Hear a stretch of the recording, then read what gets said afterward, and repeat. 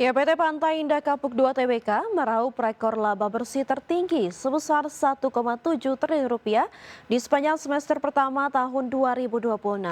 Lonjakan laba hingga 484% ini didorong oleh akselerasi serah terima lahan di kawasan CBD PIK 2 serta produk hunian komersial.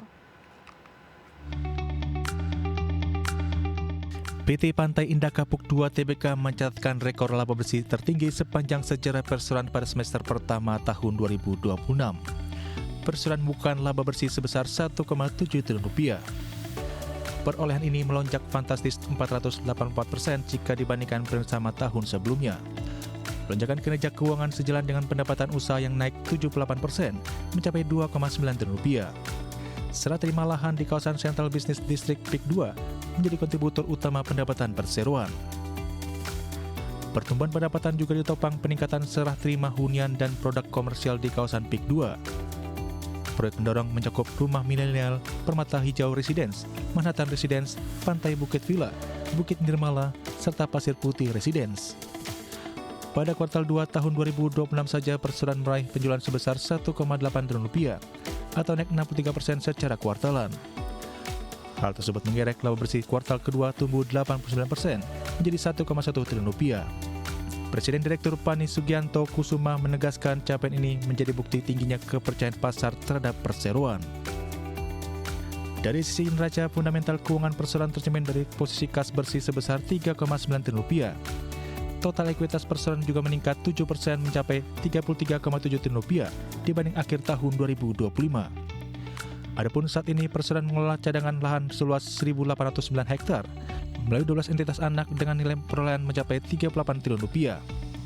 Akuisisi lahan skala besar tersebut didukung oleh dana hasil aksi korporasi right issue selama 3 tahun terakhir. Manajemen optimis momentum ini akan memperkuat posisi PANI sebagai pengembang properti terkemuka di Indonesia. Berbagai sumber untuk ID Action.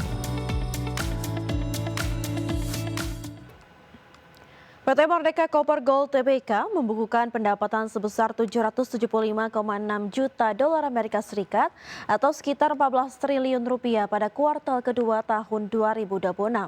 Kinerja positif ini ditopang peningkatan penjualan emas serta lonjakan produksi segmen nikel dan tembaga.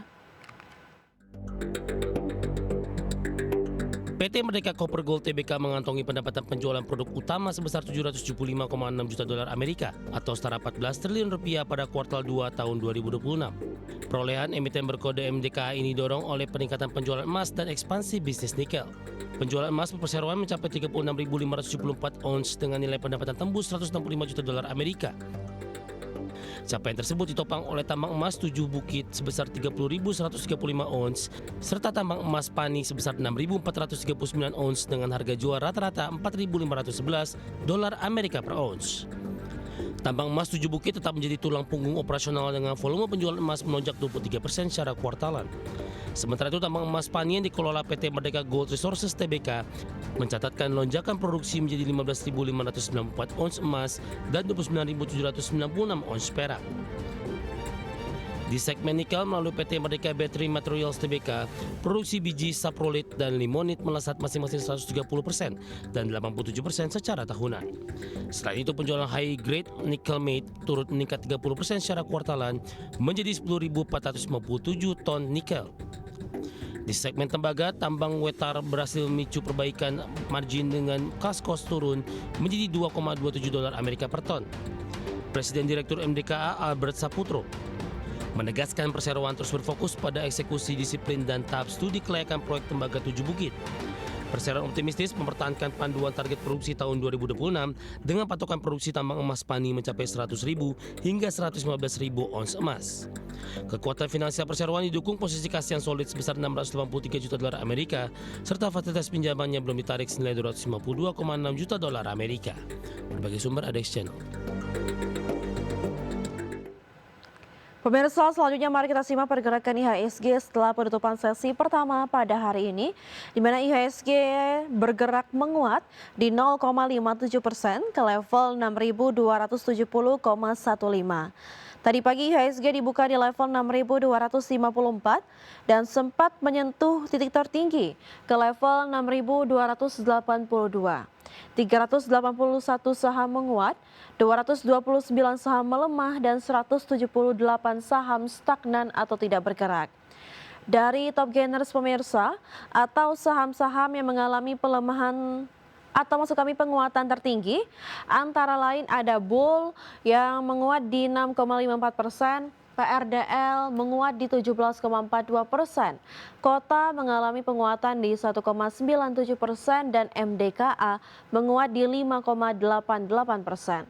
Sementara itu dari top losers pemirsa atau saham-saham yang mengalami pelemahan terdalam, antara lain ada Bufa yang melemah di 2,56%, Bah melemah di 14,78%, Jelly melemah di 7,01% dan Mapa melemah di 2,22%. Dari pergerakan sektoral pemirsa, properti memimpin penguatan di 3,68%. Transportasi dan logistik menguat di 1,58%, sementara consumer cyclical melemah di 0,52% dan kesehatan juga melemah di 0,42%. Pemirsa, PT Waskita Karya Persero Tbk tengah mengerjakan pembangunan 5 sekolah rakyat di Jawa Timur dengan total nilai kontrak 1,16 triliun rupiah. Proyek infrastruktur pendidikan terpadu ini dirancang untuk mencetak generasi unggul penerus bangsa. PT Waskita Karya Persero Tbk memperkuat portofolio infrastruktur pendidikan dengan membendung kontrak proyek sekolah rakyat di Jawa Timur. Emiten berkode WSKT ini menggarap 5 sekolah rakyat senilai 1,16 triliun rupiah. Sebaran proyek ini mencakup 4 kabupaten dan 1 kota, yaitu Kabupaten Gresik, Jombang, Sampang, Tuban, serta Kota Surabaya. Direktur Operasi 2 Waskita Karya Paulus Budi Kartiko menjelaskan bahwa sekolah rakyat dirancang sebagai kawasan pendidikan terintegrasi. Salah satu pengerjaan proyek perseroan yaitu Sekolah Rakyat Terintegrasi 2 Kota Surabaya kini telah resmi dimanfaatkan kegiatan belajar mengajar. Ratusan siswa jenjang SD, SMP hingga SMA telah mengikuti masa pengenalan lingkungan sekolah sejak Kamis 30 Juli 2026. Bangunan sekolah berkapasitas 370 siswa ini dirampungkan secepat mungkin agar dapat digunakan penuh pada Agustus 2026. Persero mengerahkan hampir 4.500 tenaga kerja yang bekerja siang dan malam secara bergantian. Guna mengejar target percepatan, Persero menerapkan metode inovasi teknis half slab pada pekerjaan plat lantai 2. Distribusi material dipercepat menggunakan hiap crane serta pengecoran berbasis concrete pump dan mobile crane. Pemasangan struktur rangka atas baja serta penyambungan daya listrik PLN juga dilakukan secara beriringan. Pengalaman lebih dari 65 tahun menjadi modal utama Waskita Karya dalam mendukung program pemerintah dan meningkatkan kesejahteraan masyarakat. Berbagai sumber untuk ID Action.